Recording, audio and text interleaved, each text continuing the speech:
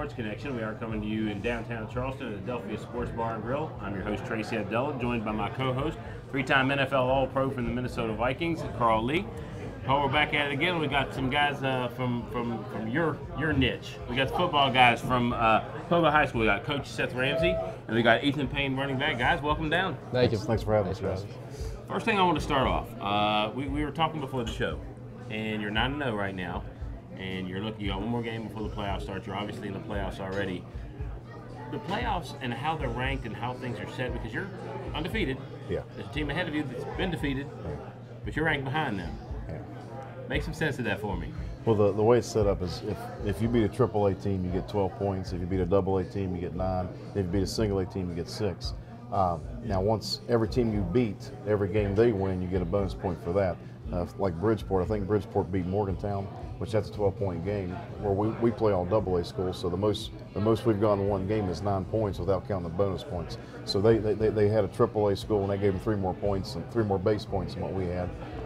And I think bonus points right now they're probably about 5 more than we have, and that's why they're above us in the rankings. Is that to try to get, say, a AA team to play a AAA? Is that kind of the motivation behind it? Well, it's set up to where you're not playing like AA. You don't have 3 single A schools on your schedule. AAA, you don't have 4 and 3 AA schools on your schedule. It's trying to get you to play within your division, within your league, and because there's a lot of, when you're at a rural school, it's sometimes hard to find games because you got to travel a lot to get football games. And what they want to do is they want to try to keep teams away from scheduling themselves in the playoffs or trying to dodge teams. That way they can get in the playoffs. And I think it's the closest thing we have to a good system in high school football. I think we could. I know there's a lot of talk of people wanting to go to a regional setting to where it don't matter single A, AA, AAA. You're playing this team in this region. Whoever wins that is advancing. Whoever wins this region is advancing. But I think for high school football and for our population, I think it's as good a system as we can have. So you're not an advocate of the regional system? I don't think that'd be good for our state. I don't think it'd be good for our school. We have a lot of community-based schools, and I think if you regionalize a tournament like in football and playoffs, I think then a lot of that, just that community support, that community, that a lot of these communities thrive off Friday night football. And if you're regionalizing the tournament and everything, then you're going to cut out on a chance of like last year in basketball, Webster County they won single A basketball. If you regionalize basketball, there's no way in the world Webster County would have been in the state tournament within the region teams that got to beat. So I think football, the playoff system, the rating system that we have, I think it's the closest thing to the best case scenario you can have as far as getting teams in the tournament and letting everybody play the thing out and see who's the best one in the end. So you think when there's 4 to 5 teams with 4 to 5 losses and they're in the playoffs, you can be 5-5 and make the playoffs. That kind of makes me scratch my head. There's a disparity in, like AAA has I think 28 teams in AAA. AA you got right around 42, 44. Single A you have probably 38, maybe close to 40. So and already half of your field in AAA is getting in the postseason. Over half your field's making the tournament just because you only have 29 teams in AAA.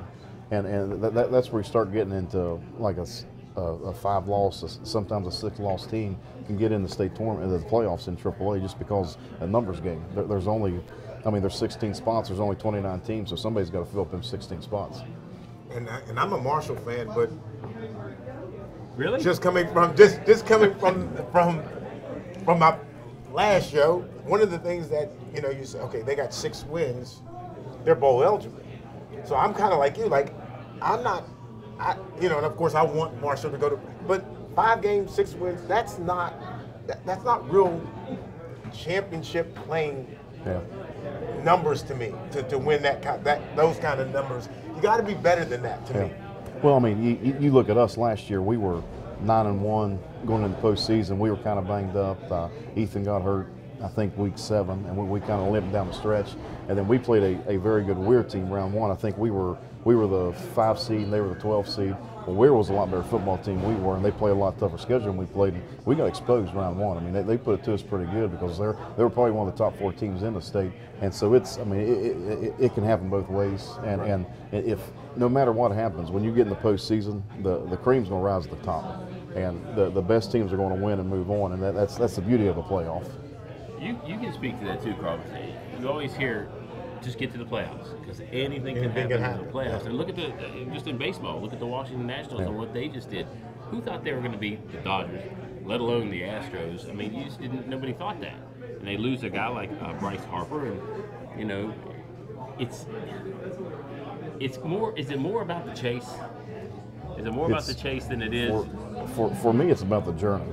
It's about the journey and the process as compared to being result oriented or living in making sure this right here, this right now. I mean, I think the journey of the thing, when you look back 20 years from now, these kids, I mean, we've Ethan and kids in his class have led a remarkable turnaround at Poca High School. And when they're 20 years down the road, when they look back on that, they're going to be able to look back on that with a lot of pride for what they did for our school, what they did for our community. And that's why I love high school sports, because of the community and the loyalty and those things that go into it that you don't find in other sports. And let me switch this to you. With Coach saying that, I mean, what does it sound like to you to move forward 10 years from now and look back at Poca and realize that you may be the guy who has made this school and community change? You changed that path. What does that sound like to you, and how do you feel about that? It's going to be great looking back and see what we did. I think we were had the top losing streak in the state, well, one of the top losing streak in the state, and to be able to turn that around. My freshman year, we ended the streak. We beat Buffalo, and just looking back at that was amazing. Well, we were talking earlier about, there was a conversation on the show before, and one of the questions was like, what was the best game or that you've experienced? And I said, winning in East Tennessee State.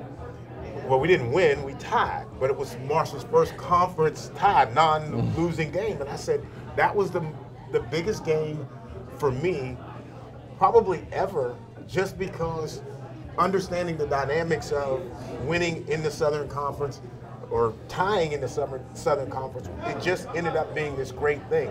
So I would tell you this. Every single game, and again, with a 7-touchdown game? Yeah. Okay. That's absurd. I know, it's crazy. It doesn't even make sense to say 7 touchdowns in a game. There's 2 teams playing that do not score 7 touchdowns in a game, all right? But what I would highly recommend you do is every single day, suck up every piece of practice, your buddies, your coaches, all the motivation that you have to get to the end of that road, because I'm telling you, it'll go so quick. Yeah. You'll probably go to college, you'll probably play, but there is nothing better than this time right now, and to be able to really embrace it while you're in it. Yeah, I totally agree. With that said, we're going to take a really quick break. We'll be right back, and we're going to talk about that 7-touchdown game. That's hard for me to even say. 7 touchdowns. We'll be right back. Funding for West Virginia Sports Connection provided by West Virginia State University, The Barnes Agency, Spriggs Distributed, Tony the Tailor, West Virginia's finest men's store, Paul Corey, CPA and Associates,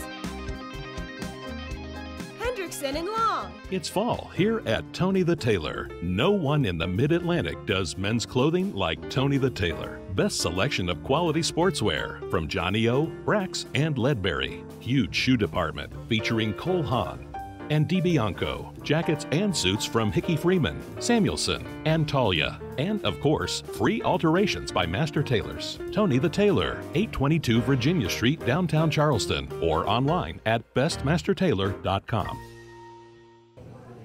Welcome back to West Virginia Sports Connection. We are coming to you from Adelphia Sports Bar and Grill in downtown Charleston. We're talking with members of the Poca High School football team, Coach Seth Ramsey and running back Ethan Payne. And if you like what you see, you can check us out every Thursday at 7 p.m. on West Virginia's Public Broadcasting West Virginia channel statewide. and on Facebook, on YouTube, on Apple iTunes, and on our website at WVSportsConnection.com. Now that we got that out of the way. 7 touchdowns. Yes, sir. That's insane. I read that and I was like, did I read that right? And I read it like 3 times. I'm like, yeah, that's 7 touchdowns. So, and I said, quote said, yeah, it's awesome, or it's great scoring touchdowns. Coach, Ethan, I mean, do you just sit back and look, man, this kid's pretty good? It's the things he can do in the football field are pretty remarkable. I mean, he's a special kid. He has a great set of skills. He can run the football and catch the football. He can take on a blitzing linebacker. He can make so many things happen. Even when he's not getting the football, he's still getting a safety crowd in the box. He's still getting somebody from the overhanging player, keeping their eyes on them, which opens up things for everybody else. I mean, he's a remarkable kid, remarkable player. We're really lucky to have him. I'm going to ask you both the same question. So, in the game, okay, we get touchdown number 1. Okay, so at this point, my assumption is we're still talking about the game. We're still trying to win the game. Touchdown number 2. Maybe we're starting to think we can win this game. Maybe it's a blowout. Touchdown number 3 and 4. Now, where are we in the thought process of what's about to happen? What are you thinking after you've got touchdown number 4? You're still in the game. Coach, probably the game's kind of already on your side. What's going on in your head? What are you thinking? Is it how many can he get? I'm going to him and telling him to get the ball more. Typical running back. What's really remarkable is if you look at his stats and his numbers, he has over 2,000 yards, but he's not even getting the ball 15 times a game. I mean, he's getting the ball probably 12 times a game because he's making the most of each carry. And I think there's been one game where there are starters that played through the 4th quarter where we've just done a good job of doing the little things right and executing and doing a good job of blocking and tackling and everything. And it's really remarkable. I mean, he like the other night, I think it took him 12 carries to get to 100, but then it took him 3 more to get to 220. I mean, he's a home run hitter every time he touches the football, and it's really great to have. But it's just remarkable how he's been able to, the way he's been able to go about doing this. I mean, at most he's getting, I think the most carries he had in a game was 21, and he just does a great job of making the most of every carry he has and make the most of each opportunity he has. Who's your favorite back, or who would you say, as a running back, I'd like to be that style? Do you have that guy? Yeah, Christian McCaffrey. Oh, okay. Okay. Good guy to emulate. Yeah, that's not bad. That's not bad. So, growing up, playing football, I mean, have you always been a running back? Yeah, I've always been a running back. Always Since been a D running team, back. yeah. So you've been in the glamour position. You've been the bell cow, what they call it now. Do you ever? I mean, you're not getting 21 touches a game. Having 21 touches as the most with having 2,000 yards, that's just remarkable. Is the only word I can actually use. Do you see these defenses keying on you? I mean, can you see? You hear about all the time the great ones, and Carl, you can speak to this. The game kind of just slows down, and you see things differently than maybe the average player might see. I mean, I don't know if you can see that with your teammates, but is the game slower for you? Yeah, definitely slower. The teams we play, they like to stack the box, and so I watch film on it the week before to see what they do. Which I have we have my brother on the outside, which opens the passing game up, which opens the run game up too. If you start throwing the ball, opens up run lanes too. So that's a big help too. And I'd have to assume play action would be something that's extremely successful. We're a 2-back run play action team, and the success he has running the football, it just opens up so much on the outside for us, and then his little brother makes big plays for us on the outside, and then it allows other guys to get involved on intermediate passes and the short game and quick game, and he affects the game so much. Whether he's getting the football or not, if he's not getting the football, he's getting eyes from defensive backs, he's getting eyes from linebackers on him, and that affects their eye discipline. Next thing we know, we got one of our other guys behind him. And it's really remarkable the way he goes about his business, and it's very rare, I think, when you get a kid that's your best athlete and your best worker, and that's what we have in him. He's just a phenomenal student athlete, and we're really lucky to have him. What is your actual height and weight? 6'1.5", about 210. 210. That's not bad. That's not bad at all. When you hear Coach talking about you like that, I mean, it's your coach. Yeah. You know, I'm sure he's probably raised his voice to you once or twice. That's what coaches do, right? Yeah. Right, Carl? I mean, Absolutely, yeah. Your voice, but you hear him saying that, and then you watch the film and you see all these guys and they're keying on you, and the game's slowed down for you. You hear him talking like that. Is there ever a thought like, gosh, I don't want to let him down? Yeah, no. And it just means a lot to me that he sees me in that way. So. Offensively, this is an era where you got to have a quarterback. Supposedly you're supposed to throw the football. We saw New England get caught up in a team that ran the football and lose. Have you turned this offense into a running offense primarily because of the skill set? Well, first and foremost, I think as an offense, you got to have a core fundamental belief of running the football. Mm-hmm. I believe you throw to score, and I believe you run to win. Yeah. And it just so happens that we have a very good running back that can handle the ball as many times as we want to give it to him, and that can change the game, dictate the game, and so we're obviously, we don't want to waste possessions, we don't want to waste plays. So any chance we get to game the football, especially in the open field and open space, we're going to do everything we can to get it to him. Is there a thought, because you're not giving him the ball a ton during the game? I mean, he's just maximizing the opportunities. Is there a thought? You hear about players resting now, right? And you said last year he was banged up going into the playoffs. Is there a little nervousness going into the last game? We don't really need this win. Yeah, maybe he needs to sit a little bit. Yeah, that really don't cross my mind. The reason is because I've seen the work that he's put in the off season. I've seen every rep he's done in the weight room, every sprint he's ran after practice, after lifting weights, after everything he's done in the spring and the fall, and everything leading up to now in the summer in a 3-week period. And so that thought really don't go through my mind, just because I know the work that he's put in to prepare himself for that workload and for that if we need to give him the ball. I mean, he told me back last spring, he screenshot me this picture of Derrick Henry, his high school stats. He's got like 44 carries, 55 carries, and he's like, if I don't get these carries, I'm going to be upset. This is what I want, coach. You give me the football. And you want that. You want that alpha guy back there that wants the ball. When the game's on the line, he wants the football. So you want that ball 45, 50 times a game? Yeah, I wouldn't care. What if they throw it to you that many times and then pass it to you 10 times? You're good. You just want to touch the ball. You just want the ball. Yeah. I got Kick it. off team. All right, we're gonna take another break real quick. We'll come right back. Funding for West Virginia Sports Connection provided by West Virginia State University, the Barnes Agency, Spriggs Distributed, Tony the Tailor, West Virginia's finest men's store, Paul Corey, CPA and Associates, Hendrickson and Long. It's fall here at Tony the Tailor. No one in the Mid-Atlantic does men's clothing like Tony the Tailor. Best selection of quality sportswear from Johnny O, Brax, and Ledbury. Huge shoe department featuring Cole Haan and DiBianco. Jackets and suits from Hickey Freeman, Samuelson, and Talia. And, of course, free alterations by Master Tailors. Tony the Tailor, 822 Virginia Street, downtown Charleston, or online at bestmastertailor.com. Welcome back to West Virginia Sports Connection. We're talking with Ethan Payne and Seth Ramsey from Poca High School football.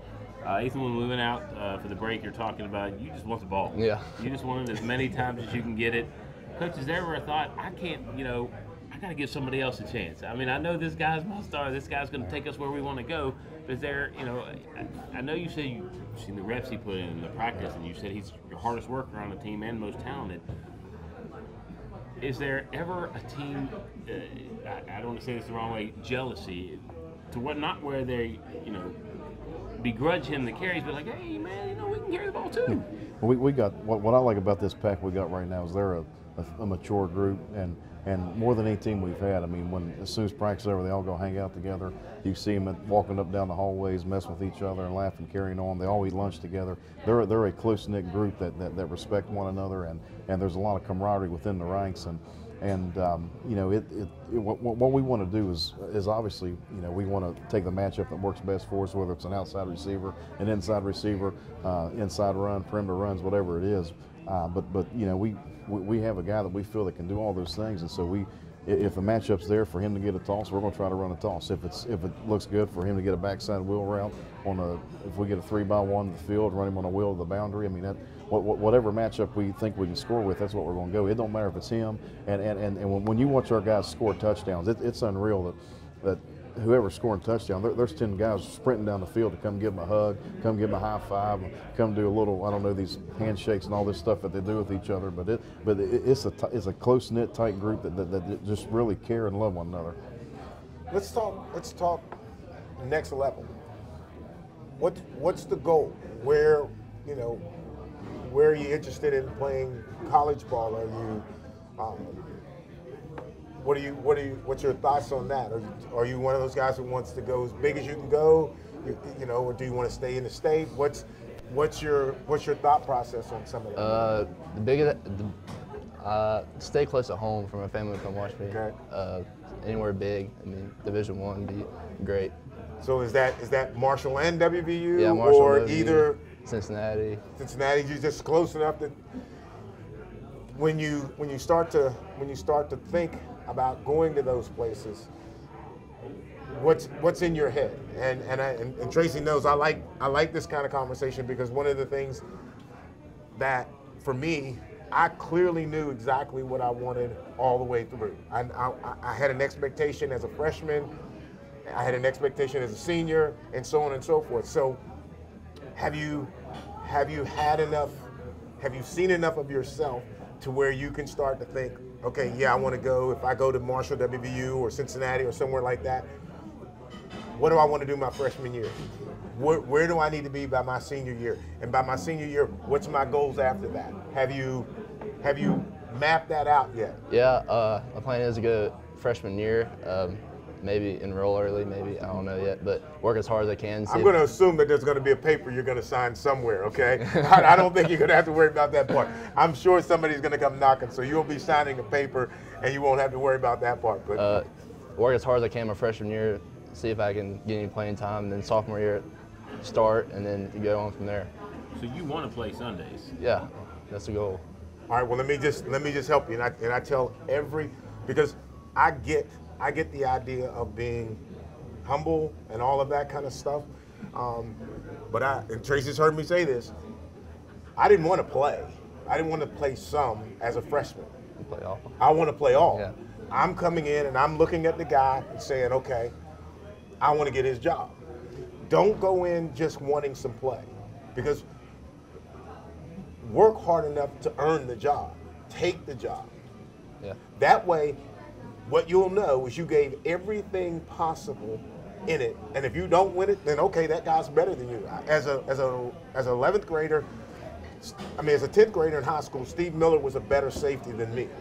Okay, I wanted to play, but he was just a better guy than me. I had to accept that. 11th grade year, my coach says we're going to put you at safety until we find somebody. I'm like, no, that's not happening. I'm the guy. So I stay there. I think one of the problems that we have here in West Virginia is I think our athletes, we don't think big enough. And we don't know just how good we can be. So we concede to the fact that there may be somebody at that school in the position that you want to play that's better than you. So you'll take a little bit of time. No, go take his job and let him get a little bit of time. So that way your focus on working out will change. Because if you settle with just playing as a sophomore, no. Why can't I play as a freshman? So go put that work in instead of just trying to be okay. And don't be afraid to say it, because it's just a goal. And we've got to put those goals on the table if we're going to try to reach them. So that's my advice for you there. Totally. All right? Don't settle on just playing, man. Go start, okay? One of the joys I get out of doing this show with Carl is listening to him talk to guys like you. Telling him, because this is a guy who's done it. Mm-hmm. He's been there. He's been to Pro Bowls. He's in the league over a decade. You know, one of the top 50 greatest Minnesota Vikings of all time. He's saying this to you.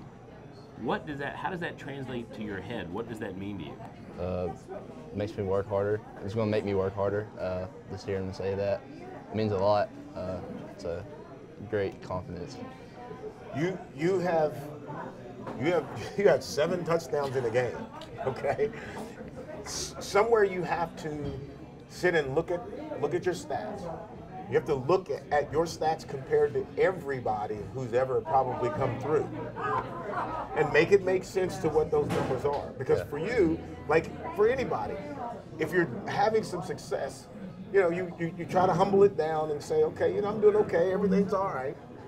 But are you just doing okay with 7 touchdowns? You know what I'm saying? Yeah. With coaches talking about 12 rushes and this kind of yardage, and I'm curious about how many yards per carry at this point.